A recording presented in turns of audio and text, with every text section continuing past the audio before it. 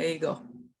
Yeah, Yeah, let's go, guys. What happened? Just keep going, keep going. You're good. Yeah, so you need to think like beyond. And I believe for me is to help others, you know, and especially by being a woman, by being a Latino, you know, and have tattoos everywhere, you know, like not your typical Wall Street investor, you know, and it's nice to, because when I started, I didn't see anyone. I just saw like, I was like, I don't belong in this room. I don't belong in this world. What am I doing here? And then when I thought before, like above everything, I'm like, no, you know what? I'm going to get it. And I'm going to be the voice for everyone else, you know? So I love doing things like that. And after this call, if you guys want to get in touch, you know, if you have, sometimes you just need like someone to talk to and bounce ideas and ask a question. I'm here for you guys too, you know, and we are going to do some business together, Sergio and Jonathan. So you guys too, you know, let's start raising some money together. Let's go. Raquel, you want to give us a little bit about, you know, your background in especially multifamily, because we have a lot of people that love multifamily. That's why we are here, right? Awesome. So what have you accomplished, you know, lately? Like how much you grow, how you grew, you know? My story has started not very long ago, you know, like people, you can, and that's the beauty about multifamily, because you can scale fast, you know, but obviously depending on the work that you put on behind, of course, it's not going to just happen. But I started flipping houses, you know, and after having kids, I was like, okay, if I stop flipping houses, I stop making money. That's not wealth. To me, wealth is when you are sleeping and money is just being collected in your bank account, you know? So I start searching, and I find out about multifamily, and I'm so glad I did, you know, because I was like, okay, then I find out about the BRRRR strategy, and I was trying to flip houses. So it took me 3 months to flip a house, and then another 2 months to refinance and then rent, and then another 1 month to find another house. I was like, okay, so that takes me around I can do maybe 2 houses because I'm in a small scale operation, you know, 2 houses per month, per year. How long is it going to take me to make 10,000 in cash flow, you know, a month, you know? And I was like, that's going to take me forever. That's going to take me years and years.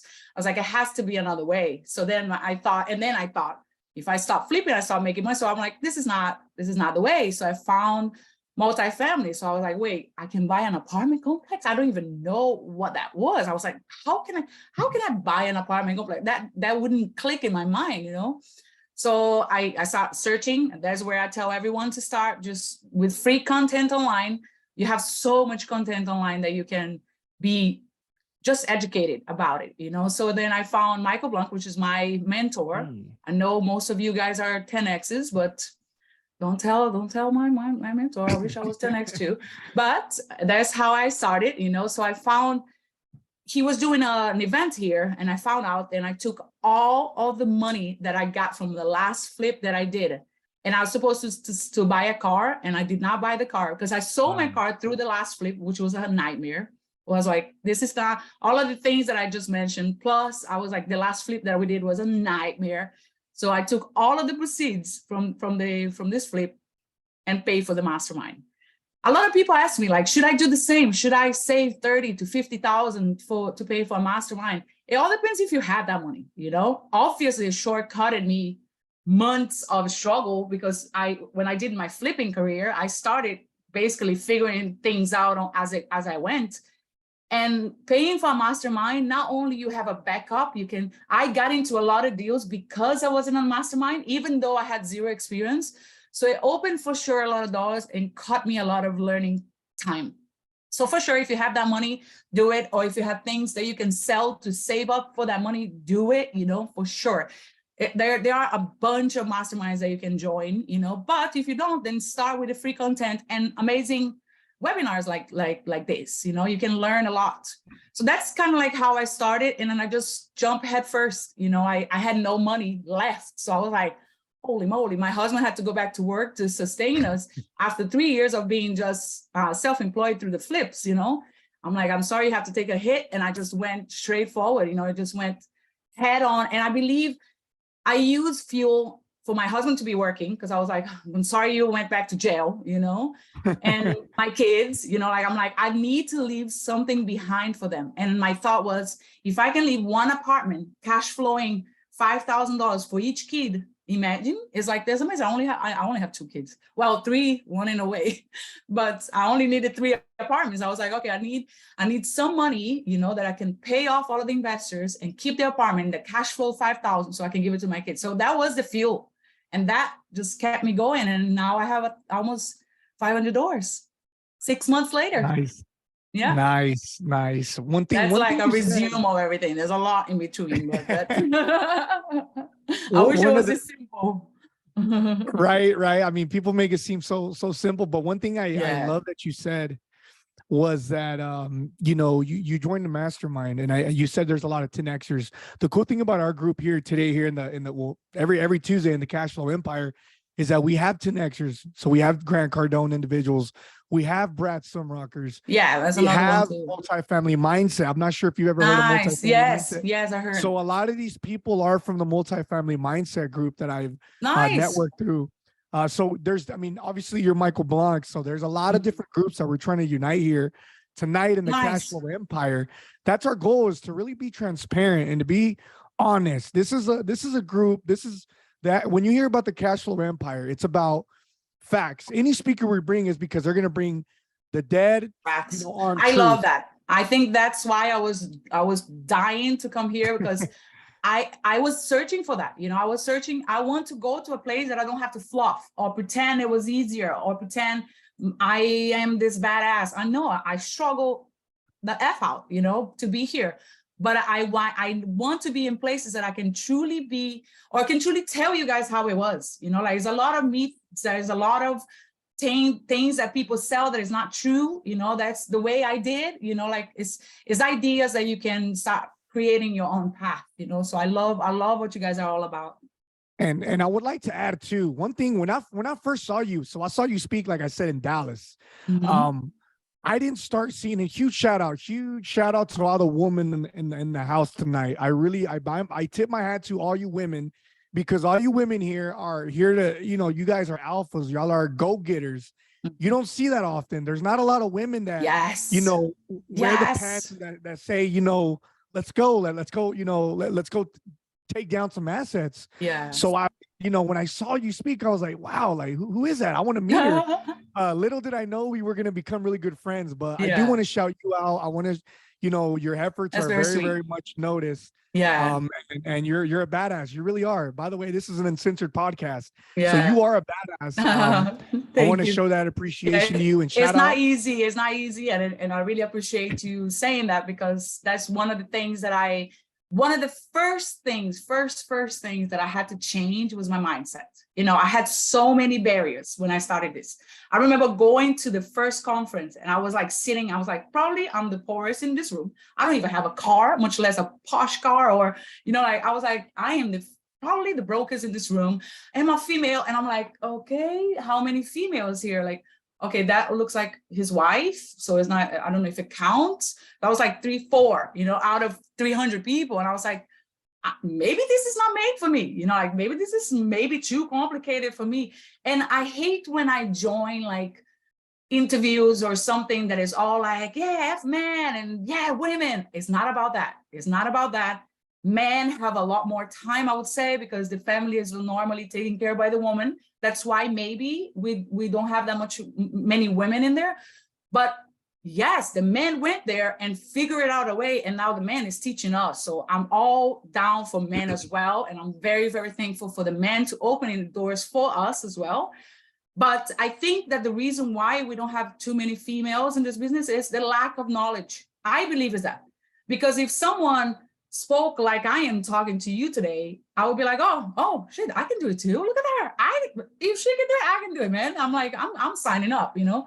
So I think it's like, and the majority of the reason too is I couldn't have done it if my husband wasn't working. So another thing, why I'm so appreciative for the men as well, you know, like, let's not make this against men, is promote this for more women. And I think the most important thing as well is, how can we manage the family, the household, and building a business? I was always an entrepreneur by heart. So there was a time when I started having kids, my first kid, that I stopped. I was like, no, it's too sweet. It goes by too fast. Let me stop everything and just concentrate on the kid. as much as I loved it, I was like, no, I need to do something for my future. You know, like I can't just rely on my husband's 9 to 5, you know, like I have to do something even more now that I have kids for my kids, you know? So I had to compromise some hours of my day to be like that. And my biggest tip for that is organize your day, you know, like have a planner and organize your day by the hour, you know, like this hour to this hour, I'm concentrating and train your kids. My kids are little, 4 and 2.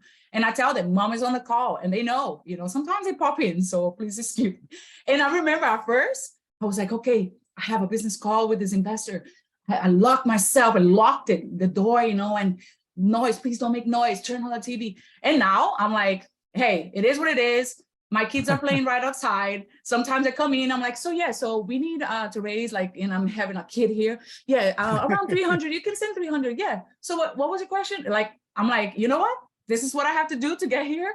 This is what it is, you know? So now my investors know, so they appreciate. And you show your true self, you know, you show your true story. And sometimes they like to see that I'm not just this big investor, I'm a person at the end of the day. So I believe my biggest tip is women needs to be more educated about this and organized, and you can do this too.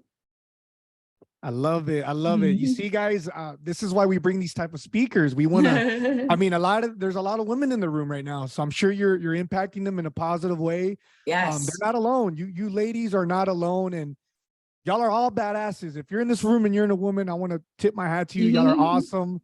Y'all are doing great things. And I hope y'all just keep going, keep coming to our podcast, keep attending these events.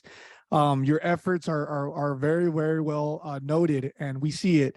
So y'all keep it up.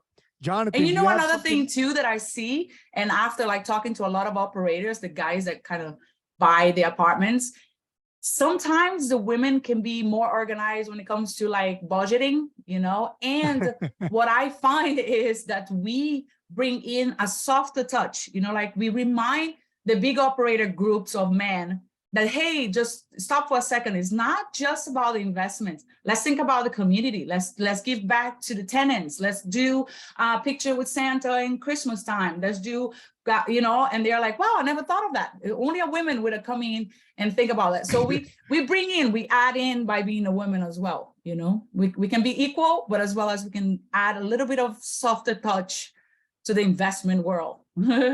Nice. I love it. Jonathan, you're muted, Jonathan. 1 second. Let's go. There you go. Sorry, guys. Love your story, Raquel, especially, you know, you guys are, you know, with your husband as partners, you know, and probably you guys have a little competition between you two because you guys are both. Yeah, he got a little about her because I'm getting you know? all this spotlight now. You know, he's like, so what about me? I'll pay for half of this shit. I'm here paying the bills and you were taking all the credit. I was like, well, it was me. He's not as focused, you know. I said to him, like, look, don't worry. You are working on something that you already know, so you have no learning to do. And then when I pave my path, you just come in like everything handed to you. He's like, okay, I like to see it this way because you are getting all the spotlight, you're getting all these interviews, but he's shy. He doesn't like it anyway. So he's proud of me and he's very supportive and very happy that I'm going. I think that we went so far because it was me. Because if it was him, he would analyze things more and take more time learning. I just went bam, you know. And I have more experience opening business. I opened 2 businesses before. He didn't really. So even though he's in construction, it goes hand in hand, but he's not really an entrepreneur. I'm getting him to be more and more for sure, but he's full on supportive. Let's go, guys. Just listen that I'm taking notes right now, you know, so make sure that you guys also are taking notes because, you know, a lot of us, you know, with your couples and everything, you need to have a balance, right? Between, you know, your life and everything about, you know, egos, and you need to understand this part. It's really important, you know, but I'm going to straight with questions in the chats because before we miss them, right? So we have a question about, you know, with Jairo, about which mastermind do you recommend? It depends on, I analyzed a bunch of masterminds after I signed up for my one, you know, and I keep it, and I went to so many seminars and the big speakers or the Brad Sumrocks and you know, they were saying that they pay thousands and thousands, 300,000 a year for mentors and mastermind. It's something that you have to put on in your budget in life. for forever. You are always going to be in some kind of mastermind, even if it's a life coach one-on-one with someone. When you make it big, you are always going to be paying someone to be your mentor. And I think it's kind of like I consider mentors and mastermind as like your therapist for entrepreneurs. You know, you always have to have someone behind you, because even if it's just that call, you know, like, hey, this is what's happening, what do you think I should do? Because some people can give you the opinion and their, you know, your advice, but it's nothing like someone that is getting paid to be there for you, you know, so they only see your best interest. And you will go much further, much faster when you have the backup of someone. So going back to the question, it's tricky because you have so many great ones. You know, I can tell you, like, Think Multifamily is one of the good ones. Brad Sumrock is very good too, you know, but each one of them, I see something that I wish the other one had. For example, Michael Blanc is amazing for SDA, which is the underwriting tool. And they concentrate really the mastermind on knowing how to analyze the deal. And it's funny because I had a call with one of the administrator and I brought it up, and maybe we're going to start something with me.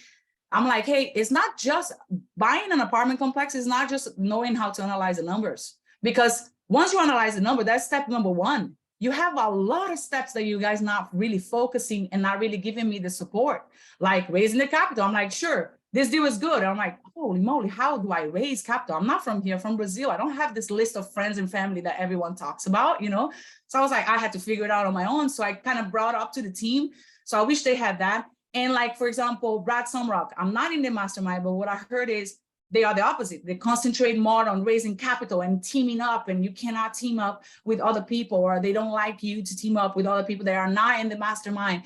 And they like to raise like with a bunch of people. And that's like so many regulations, infractions, you know, so I don't even know how they do it, you know? So it's kind of like everyone, I see a little thing that I don't like, you know, or that I like, and I wish the other one had.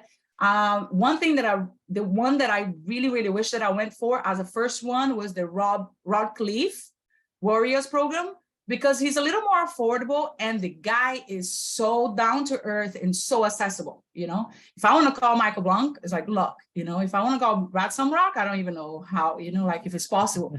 But Rod is like, and it's kind of messed up that I didn't go with him, because I have him on my Instagram and I was messaging this guy like crazy. Like, I just learned something. I'm like, hey, just messaging like you're messaging a celebrity, you know, like they will never see it, you know, but the guy always messaged back, and I was like, holy moly, and I didn't go within mastermind, you know, it was kind of like stabbing it back. But this Rod Cleef, I don't know how to spell it. It's like Khe, just we'll put it in the chat. Rod Cleef. Yeah, it's not quite like that. It's like, yeah, Tony, you can write it down over there. Tony's helping us on the side, so please help me out. I don't know. It's like Rod. It's not even Rob. Yeah, there you go. Thank you. I don't know how to spell it. So he is super cool. Warriors program. You know, he's one on the cheapest side of all of them. Then you have obviously the 10X community. Each one of them will give you something. So as soon as I finish this mastermind and make some money, I will pay for probably Rod, you know, will be my next one. Then I want to do some 10X. I want to do some, you know, I want to do all of them, because each one will teach you. And there are other masterminds that you can join, like the capital raising one. I forgot the name. He just had, yes, you know, so it's a lot of, you always gonna have to be spending money on education. That's the best investment that you're gonna do it too, you know, it's gonna cut time. So it's all about budgeting too. You know, like you make some money, some go towards education, some goes towards your family, some goes towards dreams, you know, and you always have to be investing back on yourself. So it's tricky, but these are kind of like my pick. Baby, before I give the word to Sergio, I want to kind of like just say something about it. Usually, you know, like every business, probably at the beginning, you are not going to see much profits, right? So yes, what you need to be focusing in no right one now. told me that. Yeah.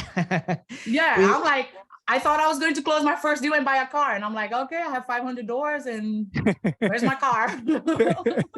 Exactly, you know, so and right now, just coming back to the point about masterminds, about, you know, surrounding yourself with different communities, is, you know, what we're doing right basically with our team is just you know, every time we close a deal, we reinvest this money in education, in growing, and because we want to scale, so we want to be able to just go to the next level.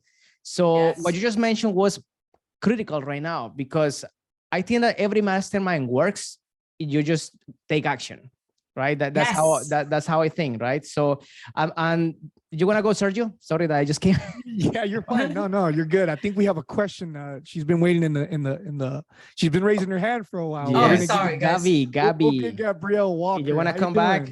Otherwise, we can go to. Yeah, she's got I think someone asked about my first deal. We'll go back to the. Yes. Hey, Raquel, thank you so much. It's so exciting to see, like, you know, women doing all that. So I really admire you. Of course, man. You can do it. I have a couple questions. How did you get into your first deal, and how do you balance it all as now that you're expecting? Congratulations. Thank you. And like, you know, being a wife and everything else. How do you do all that? Especially attending all the masterminding. Yes. So at first it was a lot of planning, you know, like the second question first, it was a lot of planning. I remember I had to kind of schedule, and I remember having a meltdown after I paid $30,000 for my mastermind.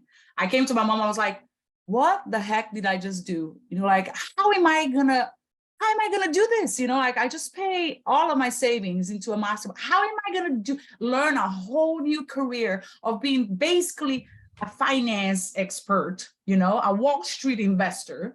How am I I had a meltdown, and I was like freaking out, but I was like, you know what? I'm just gonna take one day at a time, you know? So I did this study, and then when it was time to take actions, I just became obsessed. That was the only difference between me and other students that take a little bit longer, is I didn't have time to lose, and I just wanted to start, see where I was going to go, you know, with this. So what I did was truly organize, because I remember going in with the flow, you know, I was like, okay, today I'm going to do a little bit of study 2 hours in the morning, you know? And I remember just one thing, just organizing. And then second, just embrace the chaos, you know, embrace the freaking chaos, because it's going to be chaotic. I don't know how many kids you guys have or how busy your life is. Just learn how to do things on the pressure and on chaos, on not the perfect. Let me make everything quiet. Let me burn some just lavender oil and let me study. It's not like that. Everything that I've done has been on chaos, on kids playing and crying. And I did a video the other day, and I'm gonna post on my Instagram, because it's funny, because it's exactly how I do it. I sit down and I start typing something, and my kid wants water, and I get up and go get.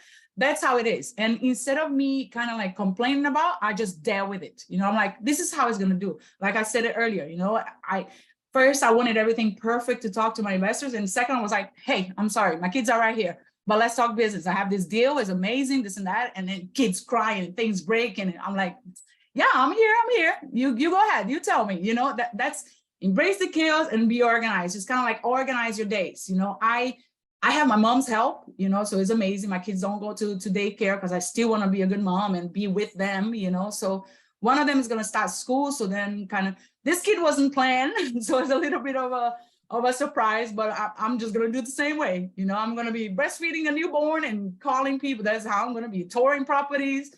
I think it's embracing the chaos and organizing and planning your day. And you need some kind of help, you know. For example, when my husband is at home, then is when I do the quiet stuff that I had to. That's why podcasts and things like that, I do it at nighttime, so he's here.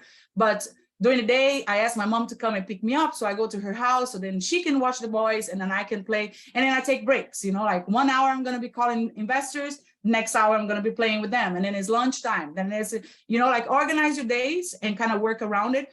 But just accept that it's not going to be perfect. Accept that it's going to be chaotic, and just try to do your best, you know.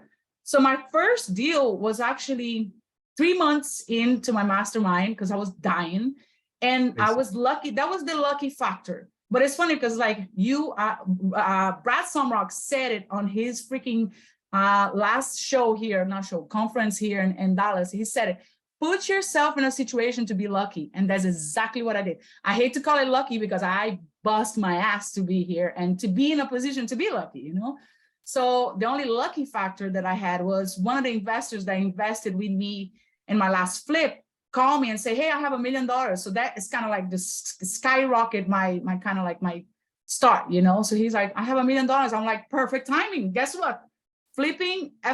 We're going to do something bigger. You know, we're going to buy apartment complexes. And then I blew his mind with the whole explanation about, and he's like, why didn't we think about before? I was like, I know, but I'm here for you and let's do it. So having the $1 million to invest in a deal kind of shortcutted me, and I got in a deal much faster. But I got in someone else's deal. It's not like I found the deal on the road and sent an LOI and got it on contract, got the financing. It was my mentors, actually my direct mentor deal. And I say, hey, I have a question. I have $1 million to invest from one of my investors. How do you guys, what should I do? Should I look for something and take longer? Because it was a 1031 exchange. So you have a short period of time that you have to do it. And he's like, hey, I have a deal, you know? So it was kind of like my luck factor in there. But I raised another million. So it's not like it was just that, you know? So that was kind of like how we started. So it was a deal that he just on the road and sent an LOI. So it was pretty at the start of it. It's a 40 units in Macon, Georgia. Georgia is hot, you know, and it's awesome because I like tertiary, secondary markets, Class C to start.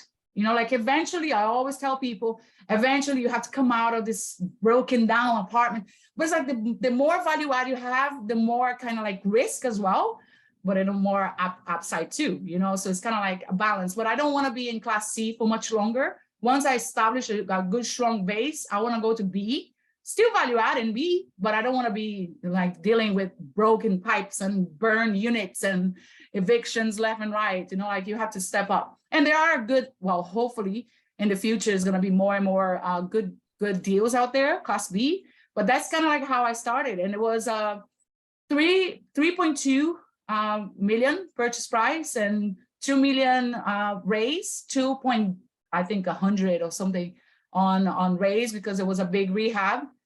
And I raised 2 million, you know, so it was awesome. But I started with a bang.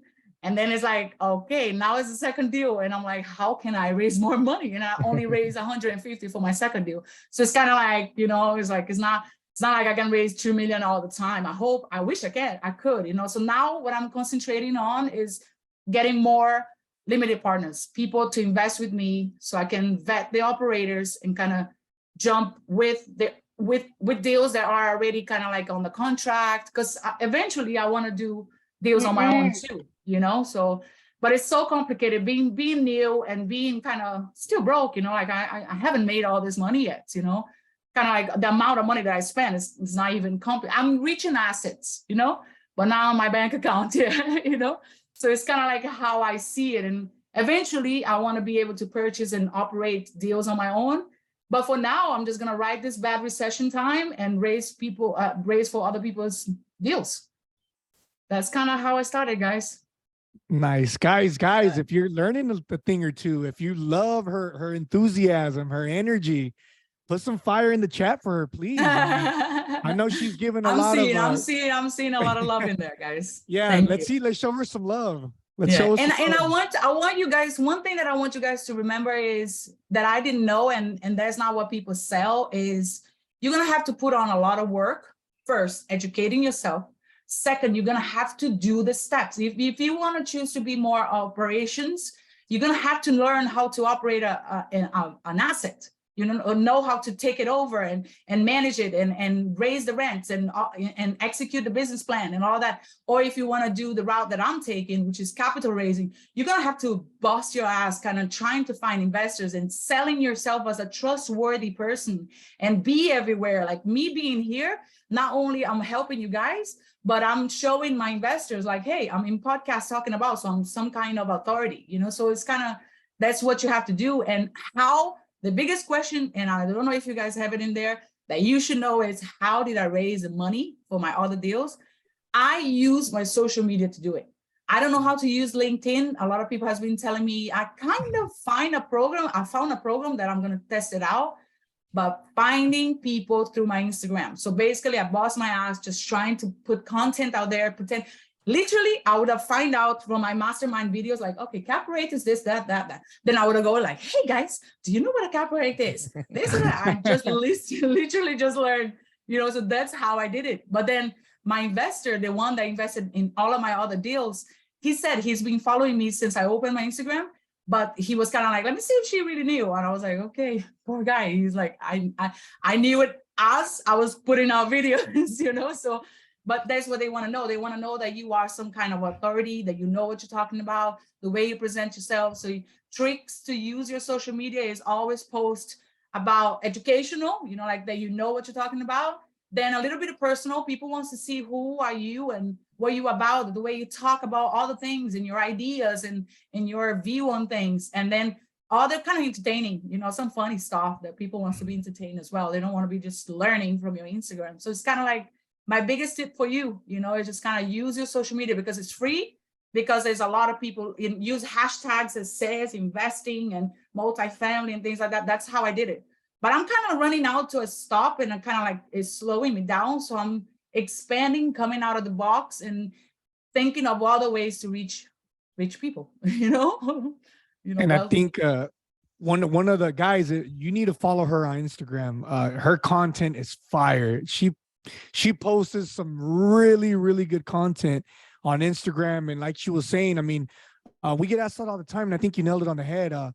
How is it that you're raising capital? How do we raise capital? How do we get in these deals? You know, and it's just really just marketing yourself. It's letting people know what you're doing, screaming and hollering. Hey, you know, now depending on the deal, also, you don't want to sit there and go advertise 506Bs. Yeah. But you do, you know, you do at least want to record saying that you're touring a property. Yes, and you know, you're doing due diligence, you're doing something so that your investors can sit there and say, like, huh, Raquel's walking this property. And that's one of the things I see. You were touring a lot of properties. Just because I want to walk. I do a freaking underwriting, and the asking price is like 6 million, and my underwriting is like 3. I'm like, hey, can I go tour it just for content and for experience? You know, I'm like, you are way overpriced. I can't afford the property, but can I walk it? You know, and I do it just for the content and for the experience. Obviously, you know, you meeting and it's a people's business at the end of the day. It's like I go to meetings and I bring a little gift for the freaking agent, and I've been there listening to his life stories, and I'm like, I don't really care, but hey, here's a gift. Send me that good off market deals, you know. That's what you have to do. And a lot of books that I'm going to recommend to you guys too that help me get here too, and not just mastermind, but remember, you're always going to be learning. So some books that I read are fire, and it helps me a lot on that too. What books? Let's hear the top 3 books you got. Okay, let me open my Audibles again. I can't be with a book like that. You know, I have kids that they bump my book away. They you know, Audible. I'm like, sometimes I have my little thing here and they talking to me. I'm like, this and that. He's like, mom. I was like, oh, I'm sorry. What? You know, that's how I read books, guys. So let me open here. But and each one of my books, they would teach you something that you need to know for something else. I'm trying to read this book, and it's so freaking high level, difficult to understand. Every time I listen to it, I have to rewind. I'm like, what the hell did this guy just said? You know, like, it's Confessions of a Real Estate Entrepreneur by James Randall. I'm like, wait for that one for like a couple of months later, because it's so freaking hard to understand. It takes me forever to get it, what he said, because it just goes like bang, bang, bang, bang, bang, but it's amazing. It seems to be like a Bible for this. But wait, this is not my thought. I'm just reading you guys my little books. Raising Capital for Real Estate by Hunter Thompson. He is the guy that has a mastermind for raising capital. It's very good. It gives you a bunch of things, but I already knew all of his tricks, you know. So I was like, okay, give me something that I don't know, you know. But he didn't really. But hey, it's good, because you always kind of like, oh, okay, you see, that's why I was doing it. I was doing it, and I didn't even know the reason, but he explains the reason. But I was already doing the words. Yeah. Clear misunderstanding. Oh, I don't know what this person. Sorry, I was reading. So the next thing is, no, wait, not this one. Multifamily Investors Who Dominate. This book right here. His name is so freaking hard to say. B-E-A-U. Bo. Oh. Bo, that's Bo. And then last name B-E-E-R-Y. Multifamily Investors Who Dominate. This book, fire, my friends. You need to freaking listen or read this book, because it talks about It mainly concentrates on how you should talk to brokers and how strong you should have a relationship with brokers. Because at the end of the day, you can be an amazing capital raiser. You can be an amazing freaking underwriter. If you don't have a good deal flow coming through your thing, you're only going to be jumping on other people's deals. And this guy talks about the importance of you being an elite investor, you know, always be cordial, always be nice, always be kind of like kissing everyone's ass, because it's not, for a lack of a better word to say, you know, but that's what it is, you know, like, and something that he says that stuck with me and I find that no one does, especially in today's market, is be an elite investor as a seller and a buyer, you know, not only as a buyer, you know, because when you're trying to buy, you're going to kiss everyone out, but as a seller too, because then when they know that a property is being sold on the market by Raquel, they're going to know that you're going to have all of the documents to give it to them. You're going to have, you know, like this guy is like, and I read someone else saying that too, you know, like he went to tour the property and there was a major water problem. The guy went there, paid a contractor to walk through with the seller to show them the problem. Like, that's being an elite investor, you know, instead of the other day I went to tour a property. The guy was like, no, don't look at this. It's fine. It's just a little water drip, you know, and it's not. It's like, you know, it's not a water drip, you know, like be an elite investor. So cool. It's called Multifamily Investors Who Dominate. By Bo. Apparently, Bo. AU is Bo. Yeah. Okay. So the next one is The Multifamily Millionaire by Brandon Turner and another guy there. He's very good. It has volume 1 and 2, Multifamily Millionaire by Brandon Turner, the Burr guy. He's not on Bigger Pockets anymore. Yeah, he's not, exactly. Very good. It teaches you kind of like from 0 to 10 how to get deals and how to underwrite and it's very good, kind of like educational. And obviously you have your Grant Cardone's kind of mentor, you know, 10X, all of them are very good because it's kind of like he gets you pumped up to kind of like everything that you can do 10X, do 10 times more. If you can wake up at 5, wake up at 4. So you have 1 more hour. So it kind of gets you boosted up, but sometimes a little too much, you know, but it's good. It's good. And the best ever apartment syndication book. That's a good one. That was my first book I read even before doing anything. Very that was good. Ours too. Yeah, it's kind of like, and obviously the purple book, the freaking, what's his name? The Rich Dad, Poor Dad. You have to read that book, you know. And The Power of One More by Ed Mylett. Yep. Very good, you know. Again, kind of like the 10X mentality, you can always do one more thing. You can, if you can call 10 investors, you can call 12, you know what I mean? So always do a little bit more. I think it's like all of this is like the entrepreneur heart. You can always do a little bit more. You know, you can always be pushing yourself further and further. Then I have some other ones, kind of like, it has this one that is Becoming Your Own Banker, which is like buying, it's nothing to do with, it's financing books, you know, kind of like you buy life. I'm halfway through, so I don't know much, but it's like you will buy life insurance and you use the equity to kind of purchase your deals. Brilliant. But I can't afford freaking life insurance yet, so it doesn't really. And another one that it kind of like, it helps prepare you as an entrepreneur is Giftology, one word, Giftology by John Ruhlin, Rowling. Giftology is about the power of giving someone something to be fresh in mind. You know who does that a lot is my realtor. She's always sending me something. So if I think I'm selling my house, I'm thinking of her, you know, like I don't think of anyone else. So she probably read this book. But that's what I start doing is like, if I meet any broker or any real estate agent or lenders or anything, I'm always bringing them something, you know, like you can bring them wine, but then food can be tricky. But like my stepdad makes some pens. So I bring them a fancy pen, you know, it's been like a hit every time. Because I want them to see like, oh, how nice she is. I'm gonna send her some off-market deals. You know, I'm gonna give her 1 point less of interest rate just because she's so nice. It's kind of like, it's nice, you know. So it teaches you how to be nice. Broker tips, see, and you're teaching us little things, and I call these little gold nuggets because these are the things that take you long ways, guys. Take note of that. I mean, and that's something. Shoot, I didn't even think about that. Myself, I'm so important.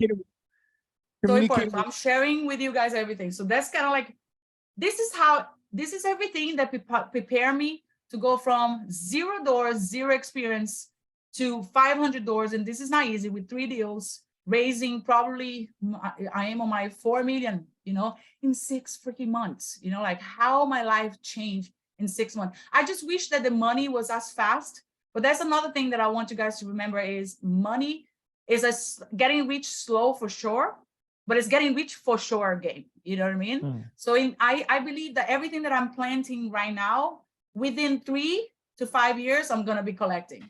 Why do I say 3 to 5 years? Because it's probably when we're going to be refinancing or selling the assets that I already have. Then is when the big checks come in.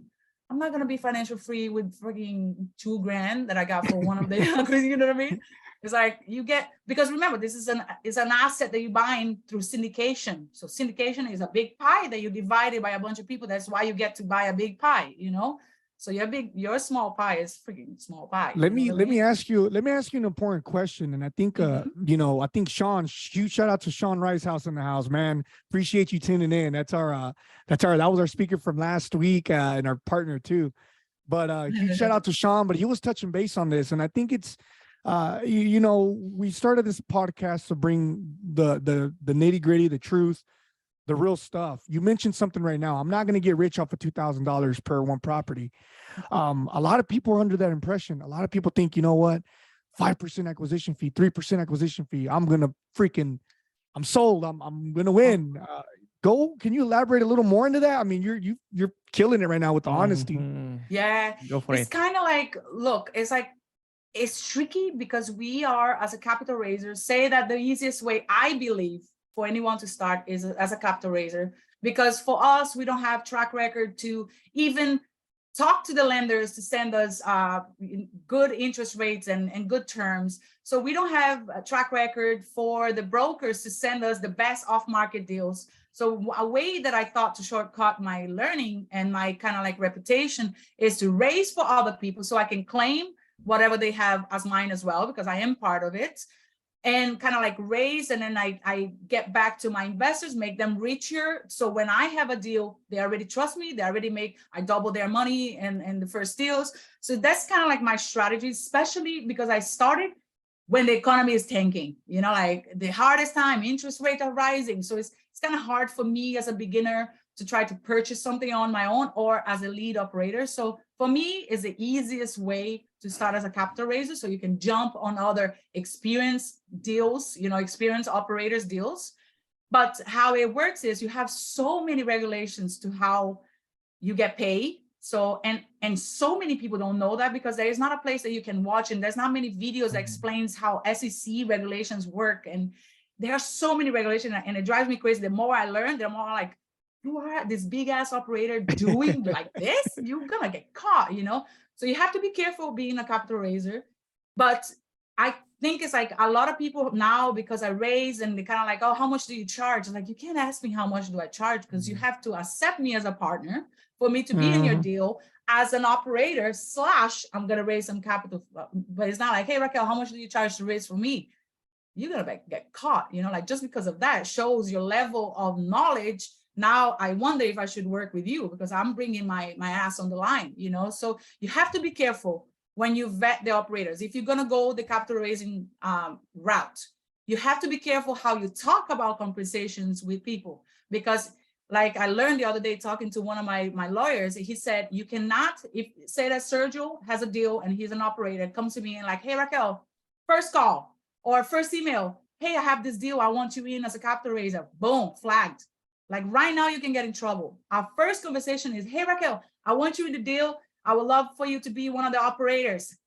That on record, good. Now we go to the second email, because the first communication that you have with the operators has to be about what you're going to do in the deal apart from capital raising. You can say you're going to capital raise, you're going to asset manage, you're going to help me with the due diligence. You have to say all of the other roles, because if you just talk the first, because when you get audited, you're going to have to submit conversations with them, you know, with that person. If the first conversation is how much do you charge, you flag. And I don't even know how much trouble you can get with SEC. That no one can tell. But, and I know as well that it's just like, SEC is very busy to look at every single deal, but it's very easy to get flagged. And I didn't know that, you know, like you have to have a limit.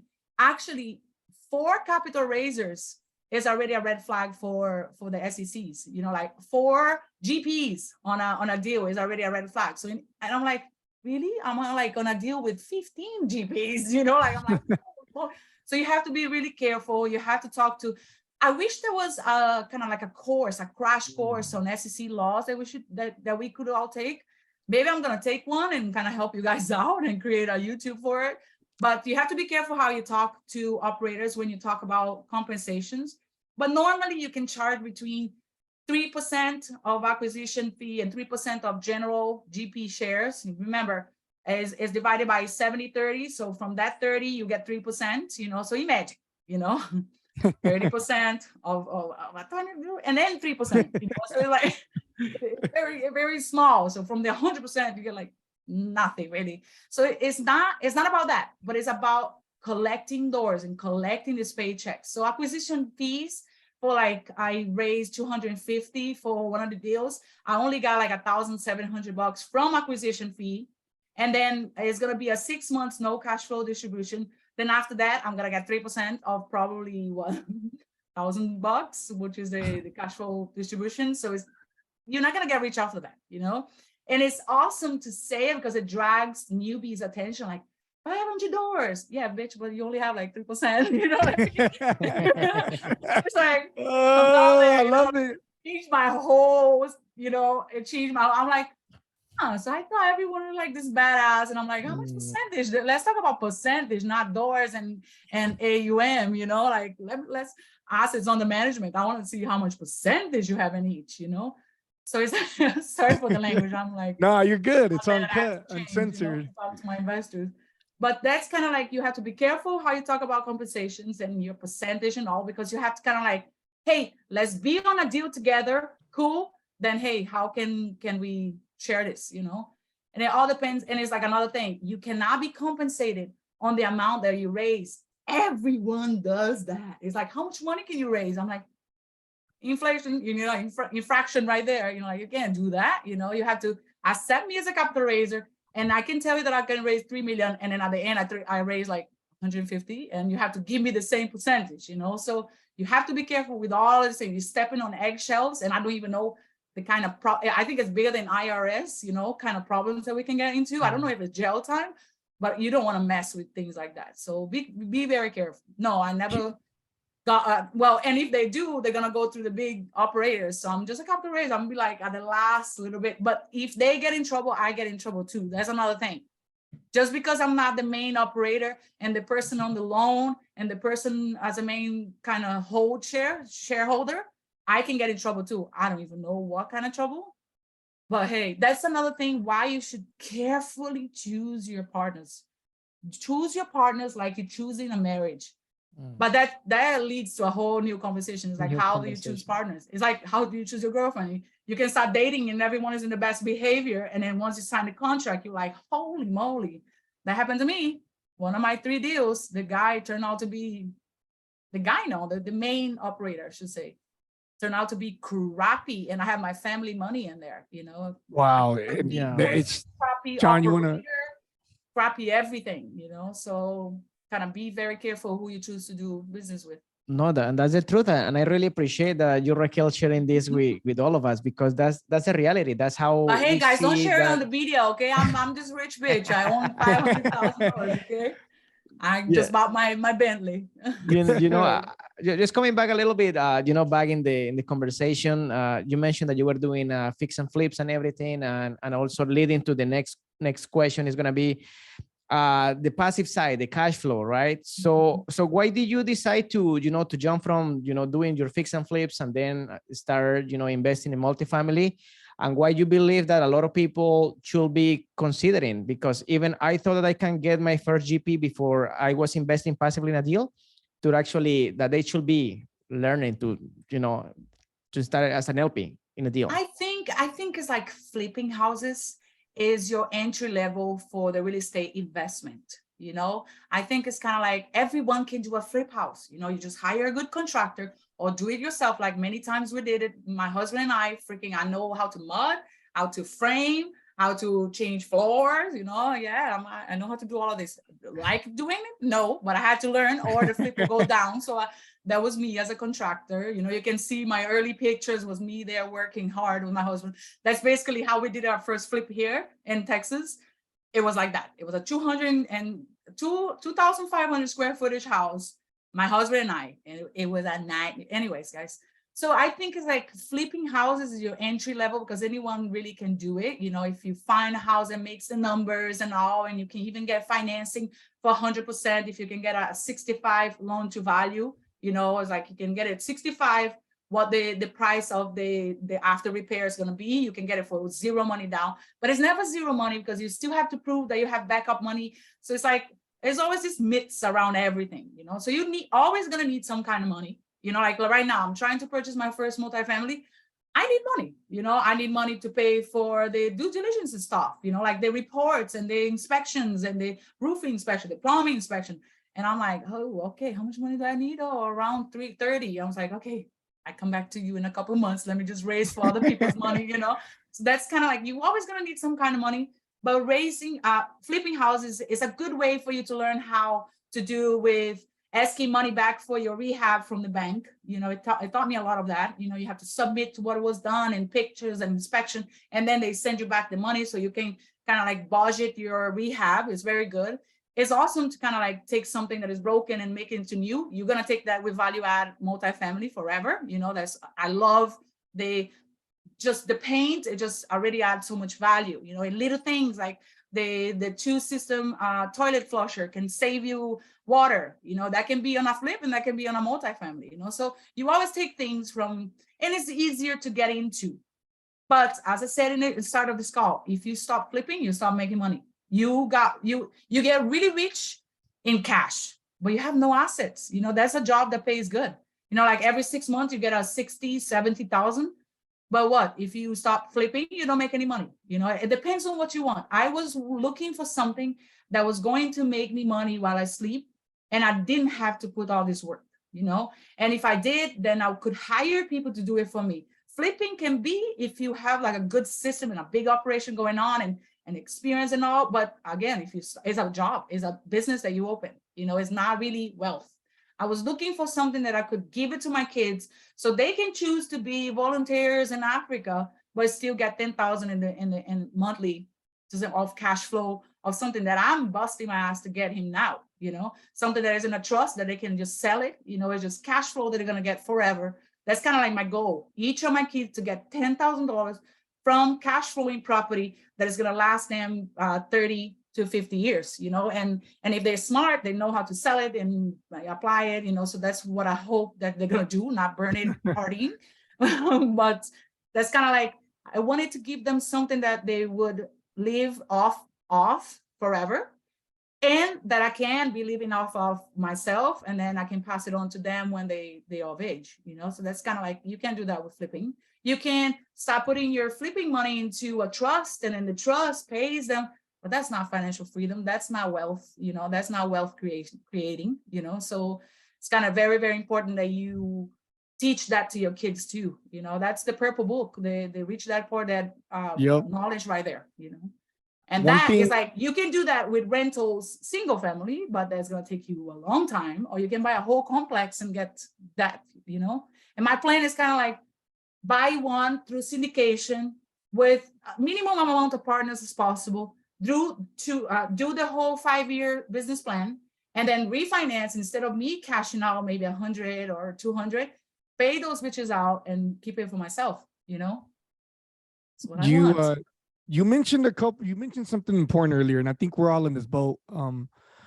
You said something that was very that I respected a lot. You and your family, your husband took a sacrifice to where you said that he started to work again after not working for 6 years.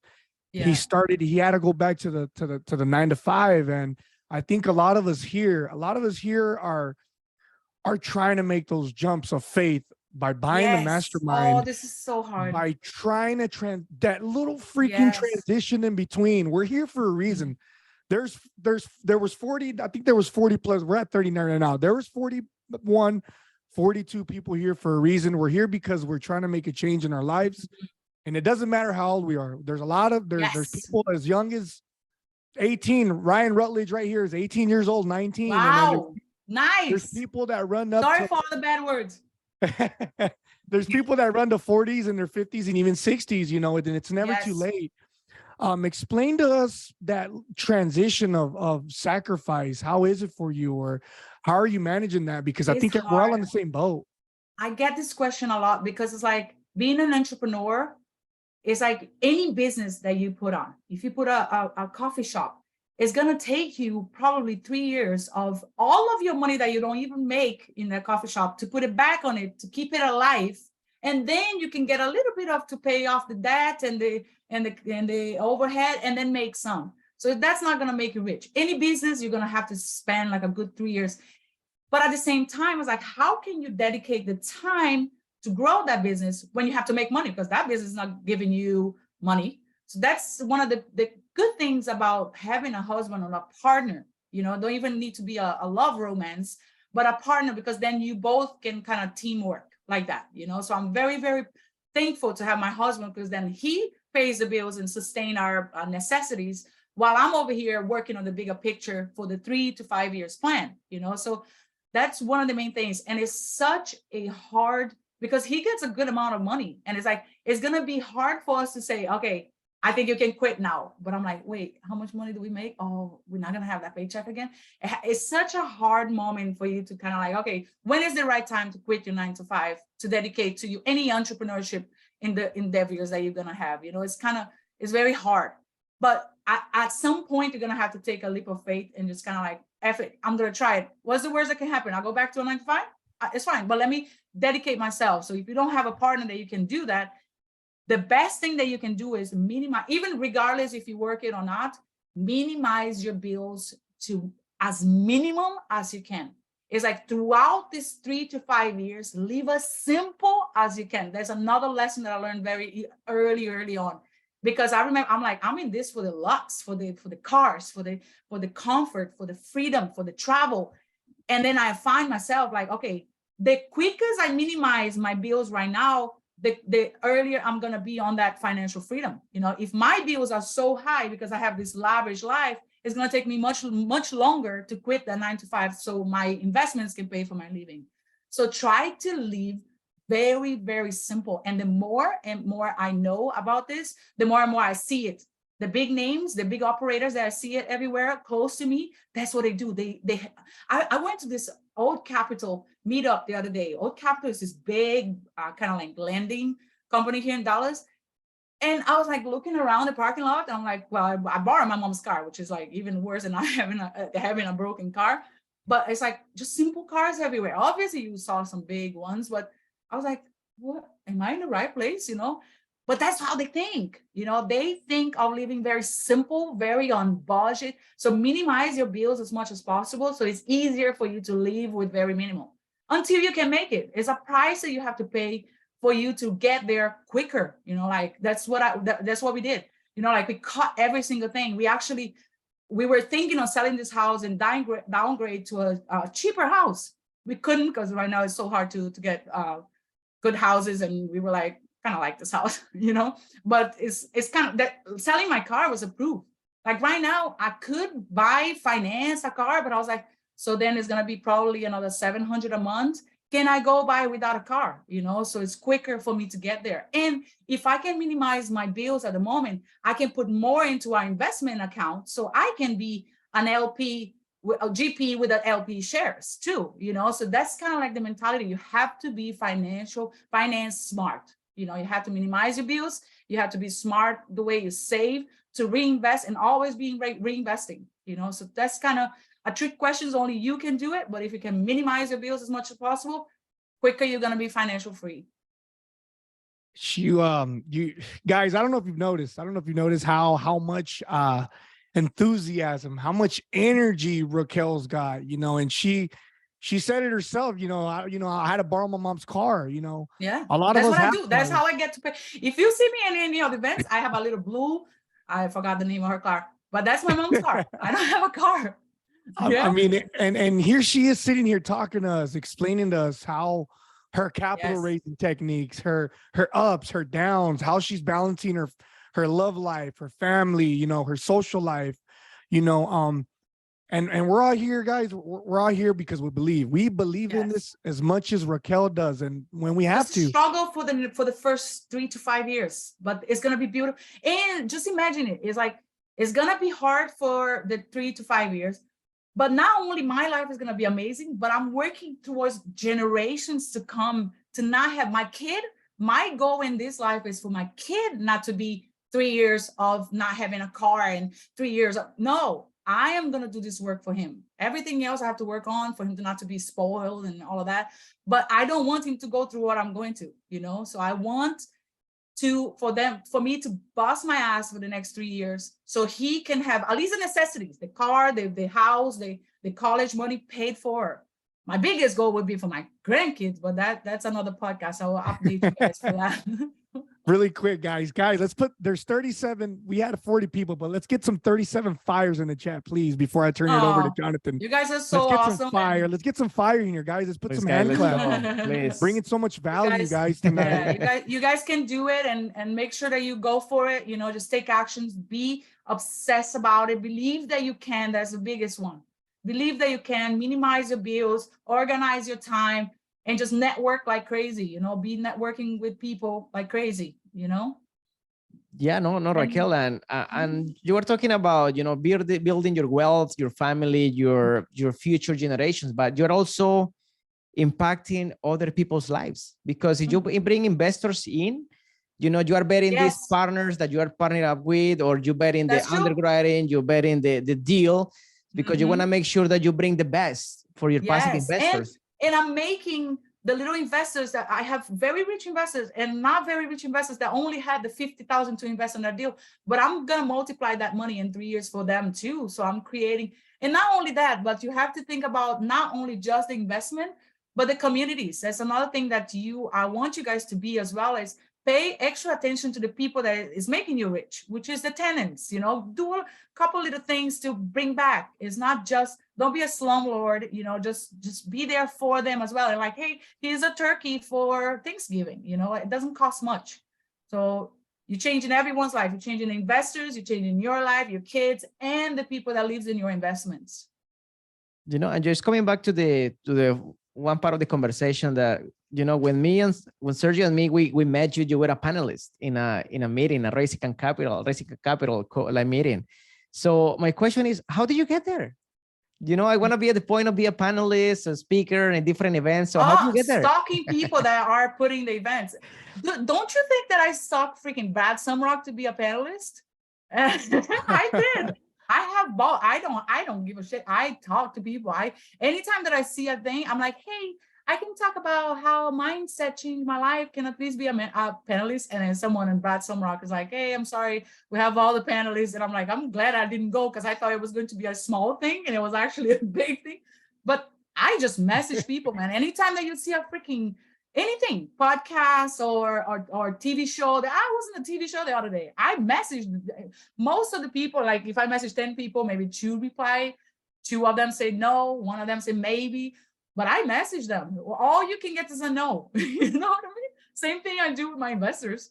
I message them. I'm like, hey, you want to know about investments? And majority don't even think that I'm like a scammer or something. But sometimes I get through, you know, like when you see an event or you see that event is coming up with a lot of time in advance, come up with your like a tagline or something that is unique about what you can talk about and send them a message like, hey, I would love to I want to apply to be a panelist. That's how I got into freaking Tim's thing, the capital raising hero one. I'm like, hey, I can talk about being a female and this and that. And if they say no, I'm like, okay, so I can talk about mindset change. Or no, okay, I can talk about how to raise capital, you know, like find something you can talk about. Nice. So guys, we're hitting a little over the hour. If y'all have any questions, I know we're going to go to Gabrielle in a minute, but ladies, gentlemen, if you have any questions, raise your hand, type some, you know, questions in the chat if you're shy, if you don't want to put my Instagram is your mic on. ARD_investors. Because I wanted to be rockstar investors, but someone took it. There you I go, think we'll guys. have somebody on the chat repost it. Yeah, there Dang, goes. thank you, guys. @rad_investors. We're gonna go ahead and we'll get it over to Gabrielle with her question, guys. Like I said, if you have any questions, raise your hand and let's get you on the stage with Raquel so you can talk to her. You can be a Go ahead, panelist. Gabrielle. Hey, Raquel, so Yes. when you go to these events, how like, or even like, I'm starting to go to more local, like, Yes. to learn about local people in my market. Yes, go. You're breaking up. How do I act? Wait, you breaking She's up. breaking out, right? And then, oh, okay, hold on. Can you hear me better? Yes. Hello? Yeah, I can hear you. Yes, Can yes. you hear me? Yes. You just frozen, but I can hear you. Work. How do I network? Like, I find like, I love this still feel question. kind of like I'm awkward, so I don't know. Yes. It's to be awkward. Everyone is awkward. Every single person that you're going to talk to is going through the same thing. And I tried to do a little sequence on how to act, and I could be as bubbly as I can be. I freaking hate approaching people to talk to. It's so freaking awkward. Okay. Like, hi, my name is, I'm like, who the heck, but you have to change your mentality. When you go to events, first thing that you have to change, people know that you are there to network, and you're going to try to leave with as much contact as possible. Everyone knows that. One, this is not a place to engage in long ass, drown out conversation. So make your conversation very short, and kind of like you have your ideal target guy that you want to, or a person that you want to meet, right? So if that person is a broke or is a lender from Alaska, is not really your market, you kind of make it short, but you make it obviously polite, because there was a guy that was like, oh, operator, okay, bye. I was like, oh, okay, don't be that person. And as well as, don't be afraid. There's always going to be in little groups of people. It's so freaking awkward. I hate it. But hey, you just say, excuse me, guys, hi, Raquel from Dallas. You try to get like a tagline of what you are, like, I'm like, hi, Raquel from Dallas. I'm a capital raiser. Hi, shake, shake, shake, shake.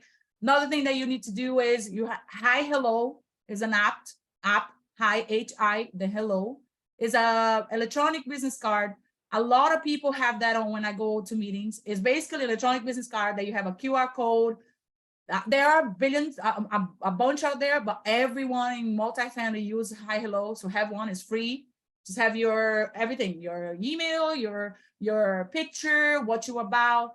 Another thing that I do is, if it's someone as a target avatar, I just like, hi, my name is Raquel. Nice to meet you. So what do you do? Oh, I'm a capital raiser based in Dallas. I'm looking to network with operators. And if the guys say, oh yeah, I'm an operator from Dallas too. I want to invest in Dallas. Okay, so here's my target thing. So I spend a little extra time talking to that person.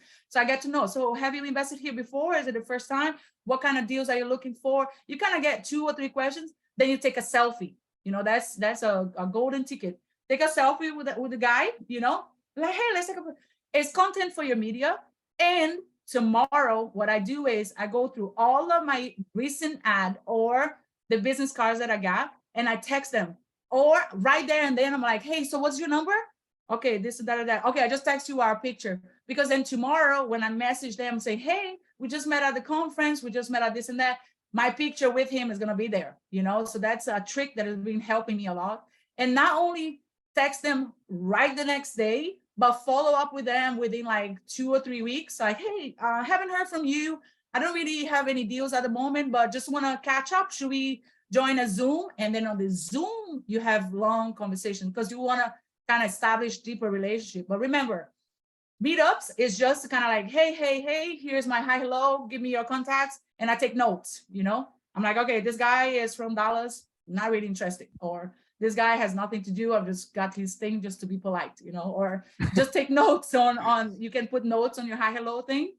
Very important. And take selfies with people that are like your target avatar, and follow up a bunch of people. And I'm not even that awesome on follow up. I probably get like 30 contacts after a meetup, and I only follow up with like 10 or 15.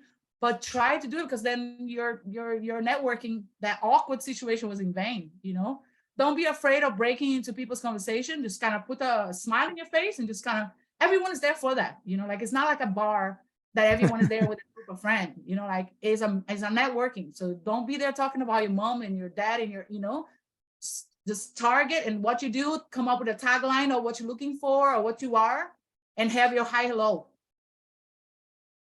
Those Go guys, for it, man. Those were fire right there. Literally, watch this recording again. We're gonna put it on Spotify. It's gonna be on our YouTube channel. Guys, that right there, she was just breaking down her little script on how is it that she's raising capital. Remember, Raquel is a capital raiser. Yep. And guess what? I remember on that Hero Capital Summit, there was one guy, he's Latino as well. And his presentation about his company was, this deal I've done with this person. And then he would say where he met that person. This person I met on a meetup on my neighborhood. Or this person, I closed this deal, 500 doors and Mississippi. And I met that person on a mastermind in Cancun. You know, like he will put, and you will see the fruit of that networking event. You know, like you will see how much you can get business partners through network event. I met Sergio and Jonathan through one, you know. If I didn't have my game face on and went to talk to them, they wouldn't probably freaking talk to me, you know. I went and talked to them, you know. So kind of like just have to, it's awkward. Trust me, it's awkward. All I want to do when I go to like conferences and all, and just sit down and just take notes and kind of go after my business. But I'm not. I'm like, hey, hi. Sometimes I fight with my husband, like, go, you go now, you go. And he's like, no, you go. I'm like, and I go and you have to, you know, like it's awkward, you know, but you have to. Because I'm away from my family, took my mom's car to come all the way here. I better get some numbers, you know? God, talk about sacrifice. Wow. Yes. You know what I mean? I'm not going to be shy on the corner, which is what I want to do.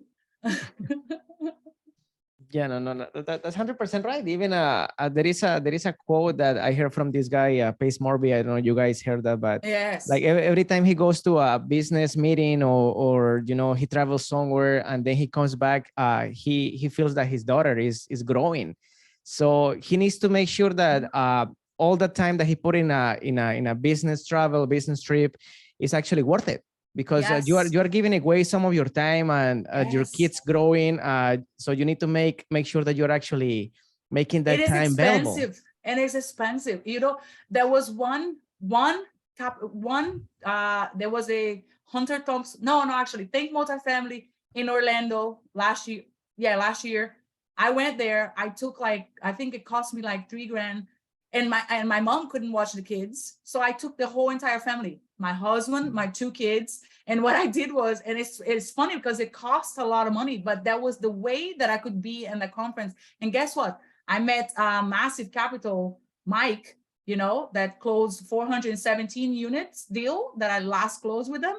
I kind of established a deeper relationship in that trip, you know? So if I didn't take my kids, and I remember I could only be there in the morning, and then my husband will go in the afternoon, so we could, you know, alternate, and then I will go with the kids. You have to, you know, like you have to, because of that trip, you know, but then at the end we went to Disney World, so it's cool. Sometimes we get stuck, guys, and I mean, she was just saying it's expensive. It's expensive. The way you got to look at it though, sometimes it's like, okay, I'm paying $1,000 to go to this event. I'm paying $2,000 to go to this event. Your goal, like she said earlier, I'm here to get numbers. Yes. One number, one connection can open your doors and just change your life. Yes. In all honesty. Yes. One ticket, and it's just one ticket. Yeah. It's just $1,000. That one number. And another thing too, guys, try to go VIP as much as you can. It hurts me every time because it's like the connections that you need are in the freaking VIP. The Brad Sumrock event that I went and I bought admission, the general admission, all of my friends, you know, like contacts that I had was all in the VIP. So then at the end of the lunch, they will all go to a special lunch and I will be like, okay, so who here can I talk to? You know, like I don't know any. So try to go VIP because it shows as well that you kind of invested and, you know, it's kind of hurts, but you have to. It's all money invested back on you. 100%. You guys make sure that you guys stay until the end, because we're gonna do a little networking, like breakout rooms for you guys to network with each other. Because again, if you guys are keeping time away from your family to be here, make sure that you guys actually making that time worth it, right? So make sure that you stay here connected until the end of the call. But again, so how do you make actually you were mentioned before about your planner and everything. So if that you kind of go like hour by hour, do you have any tips about to stay consistent with those routines? Set alarms in your phone. Set alarms in your phone, because I don't have my freaking planner with me, so I have alarms on my phone and kind of like calendar reminders. Okay, in 5 minutes, I have to wrap this up and I have to go to the next, or my kids are calling. Is because they are on time. They got trained to be like that too. My husband know that from this time to this time, not to call me, because I'm going to be, so everyone around you kind of respects your time as well. So set alarms, because I can plan as beautiful as I can this week, and then next week I don't remember what the hell I was doing this week, So set alarms in your phone and set reminders as well, and always kind of like set reminders for an hour before, then another one for 5 minutes before, So it's kind of the biggest tip I can give you. Write it down so you kind of have a visual on how the week is going to be like and how much time you have for each thing, but as well as set alarms so you don't miss anything. Nice. We have a question in the chat. Clyde, Mr. Clyde, what's up, Clyde? How you doing, bro? I'm good, man. How you doing? Welcome, Hey, brother. Clyde. Welcome. Hey, Raquel. Thank you for joining us tonight and dropping a lot of gems. Of course. I have a quick question. So I know you kind of mentioned that you started off your process kind of like fast tracking everything was to really hop on as a capital raiser. But you said eventually your goal is to kind of start doing your own deals and kind of leading the path on that. So what's your process looking like to kind of make that transition from someone who's just raising capital to kind of being, or even building out your own team to kind of do your own? All I can do at the moment is build my team, because I have zero. It's like we came really close to getting a small deal here in Dallas, and I had 3 other partners that I handpicked from all the people that I talked to. And we had a conversation. It was super awkward, because he was like, okay, so I think we're gonna need, like, for the due diligence around 30,000. How much money can you put? And I was like, it was like 5,000. I'm like, where am I gonna get 5,000? It was awkward. So you need some kind of money, and the economy is not really on our favor for beginners. Like, yes, you can find deals because everything is possible, and I'm here to tell you everything is possible, but it's gonna take us a lot more work, because I believe that right now, because it's so competitive and sellers leave and back in 2 years ago, they inflate the prices so much, and interest rate is going to eat a lot of the cash flow and the upside of the deal, because the interest rate is so high, so you pay more back to the bank. So right now it's not the economy is not good for us. So I'm talking about maybe hopefully in a year or 2 I will be able to take a lead. Majority of the reason is because I want more money, more shares, but with that is going to come a lot more work too, because I'm going to be the head. So I'm going to be on the asset management calls. I'm going to be hiring the contractors to go fix the plumbing. I'm going to be on the property management case to see if they're doing their jobs. So it's a lot more work. And sometimes I keep thinking, is that really what I want? Because capital raising, if you really think about it, is awesome. Because I talked to this guy, I forgot his name. He's the ATM king. You guys probably know his name. He's like, Michael for him, Gerthy? it was super easy to, what? Michael Gerthy, or? Yes. Yeah. For him, it was He's super good. easy to raise, because the guy was was making people money on an ATM machine. But anyway, he's like, I'm like, so you operate deals? He's like, ask that.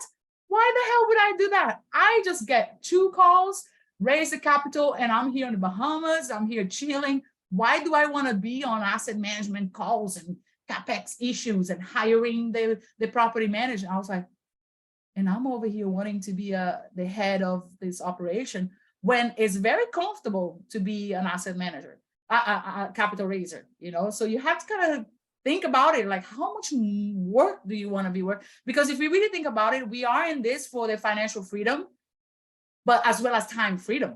I don't want to be constantly working on operating, and the amount of stress that the main operators are going through to make sure that the whole operation is working accordingly to the business plan.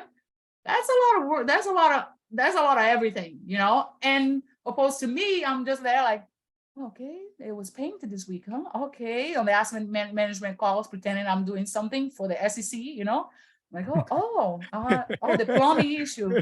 Oh, up there, you know, like, oh, okay. That's all I'm doing. I'm on mute the whole time, just shaking my hair and just taking notes and to send to updates to my investors.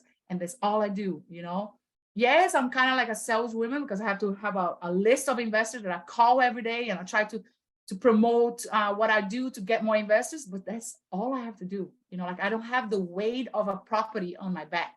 So it depends on what you want. So maybe I am wanting to be a main operator because I think it's like more in control of the property.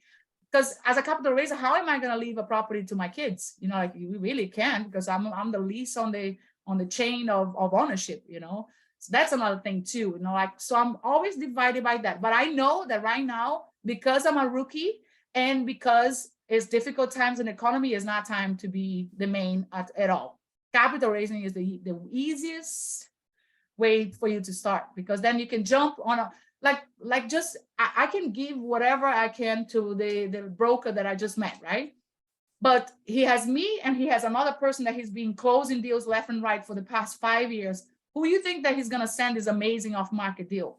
He's not going to send it to me because he knows that maybe I'm not going to qualify for the loan. Maybe I'm not going to be able to raise it, you know, like he's going to give it to the other person. So right now is not the time to be competing with main operators. So that's kind of like how I see it and how my business structure is, you know, kind of like, I can still claim the doors and I can still claim some smaller GP shares, but I can ride out this bad times in economy. I can get more secondhand knowledge on how an asset should be run, you know, and how to solve problem. I can get connections, you know, because I'm there on the asset management call with the property manager. So then I take their notes. I really like property manager. So I kind of like building my scale so I can go on my own, but it's going to take time.